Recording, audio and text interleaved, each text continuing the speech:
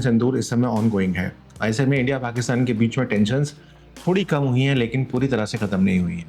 ऐसे में आप अपने न्यूज़ में देख रहे होंगे कि इंडिया पाकिस्तान के साथ-साथ तुर्क का भी बहुत ज़्यादा विरोध किया जा रहा है। आखिर ये विरोध क्यों किया जा रहा है और इसमें कितना बड़ा नुकसान तुर्किस्तान को या कहूँ तुर्क को यहाँ पर होता हुआ दिखाई देगा। मेरा नाम अभिषेक है, आप मेरा यूट्यूब चैनल देख रहे हैं। इस वीडियो को अंत तक देखिएगा, आपको समझ में आ जाएगा कि इस बार पाकिस्तान से यारी तुर्क को कितनी भारी पड़ने वाली है। क्योंकि उस एहसान को भारत के भूल गया जो 2023 में उसके यहाँ अर्थक्वेक आया था।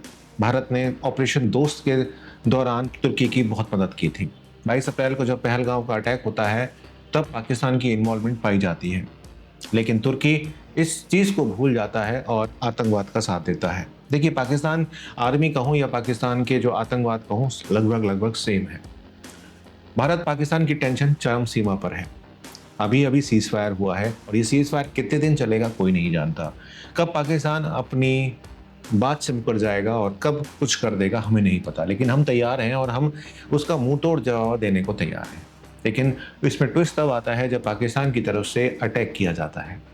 पाकिस्तान जब अटैक करता है और सारे के सारे उसके ड्रोन हमारे डिफेंस सिस्टम गिरा देते हैं, तब पता चलता है कि इसके अंदर एक नया मोड़ भी है और वो मोड़ है तुर्की का।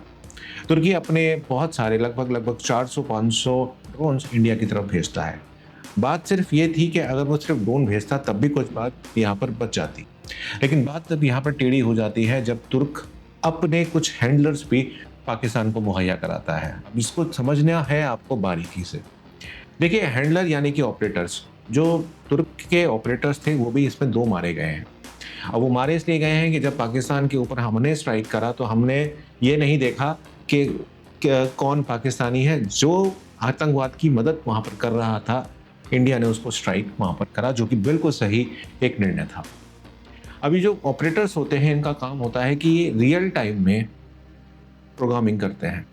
अब तुर्क जो है पहले भी कई बार अपने जो ड्रोन्स हैं उसको लेकर काफ़ी चर्चाओं में रह चुका है। यूक्रेन और रशिया के युद्ध में भी इनकी कुछ हिस्ट्री रही है, जिसमें उन्होंने ये कहा कि जो 300 वाला जो डिफेंस सिस्टम है उसको ड्रोन ने मार गिराया था। ऐसा ये दावा करते हैं, लेकिन रशिया ने कभी इस चीज़ को नहीं माना।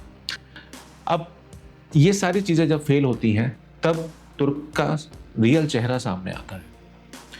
तुर्क इंडिया को एक तरीके से ये कहता है कि पाकिस्तान मेरा भाई है और पाकिस्तान के साथ मैं खड़ा रहूंगा। भारत सबसे बड़ा एक्शन लेता है सेलेबी को बंद करके। सेलेबी एक ऐसी कंपनी है जो इंडिया में बहुत सारे जो बड़े-बड़े हमारे एयरपोर्ट्स हैं उसकी सिक्योरिटी चेक्स में आती है, या हमारे जो एविएशंस में वर्क करती है, जिसमें हमारे कार्गो भी आ जाते हैं और बहुत सारी चीज़ें आती हैं। अब सेलेबी को बंद जब कर दिया गया है, या कहूँ उसका जो करार है उसको रद्द कर दिया गया है, तो 10,000 ऐसे लोग हैं जो यहाँ पर बेरोज़गार होंगे। लेकिन जो हमारी एयरपोर्ट अथॉरिटीज़ हैं उन्होंने कहा है कि उनको चिंता करने की कोई ज़रूरत नहीं है, क्योंकि जितने पारिश्रमिक पे या कहूँ जितनी सैलरी उनको मिलती है, उतनी सैलरी पर उनको सेम वर्क के लिए रखा जाएगा।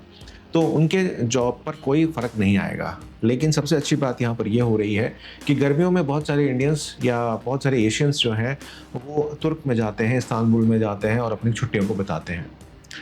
कंट्री जितनी खूबसूरत है, लोग उतने ही मुझे लगता है कि वहाँ पे बदसूरत हैं। 60% से ज़्यादा जो मतलब बुकिंग है वो कैंसिल यहाँ पर कर दी गई है। इसके अलावा जो राजस्थान है, राजस्थान में काफ़ी सारे लोगों ने टाइल्स जो कि 70% तक तुर्किस्तान से आती हैं, उनका आयात बंद कर दिया गया है। इसके अलावा आपने न्यूज़ में देखा ही होगा कि जो सेब है, जो तुर्क का सेब आता है, उसे भी यहाँ पर बैन कर दिया गया है। ये इतना बड़ा स्ट्राइक है क्योंकि इंडिया से बहुत बड़ा बिजनेस जो है वो तुर्क के लिए जाता है और इंडिया से बहुत ज़्यादा टूरिस्ट तुर्क के लिए जाता है।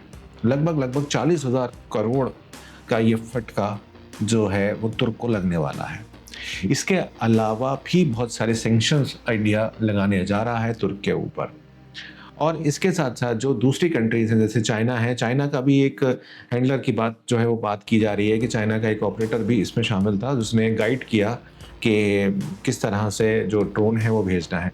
हालाँकि इसकी डिस्क्लोज़र अभी नहीं आई है, लेकिन जो तुर्किस्तान की डिस्क्लोज़र है वो यहाँ पर हमें देखने को मिल गई है। तो ये एक बहुत बड़ा एक मतलब कहूँगा कि दगाबाजी कह लो या एक तरह गद्दारी कह लो इंडिया के साथ, कि आपके लिए हम इतनी मदद करते हैं, हम आपको इतना सपोर्ट करा, हमने आपको इतना टूरिज़्म का सपोर्ट दिया, उसके बाद आप हमारे साथ ऐसा करते हो। खैर, आपने जो किया वो किया, अब हमारी बारी है आपके साथ करने की। और मोदी जी का स्पष्ट यहाँ पर कह सकते हैं कि विज़न है कि जो आतंकवाद के साथ खड़ा है, हम उसका खात्मा यहाँ पर करेंगे।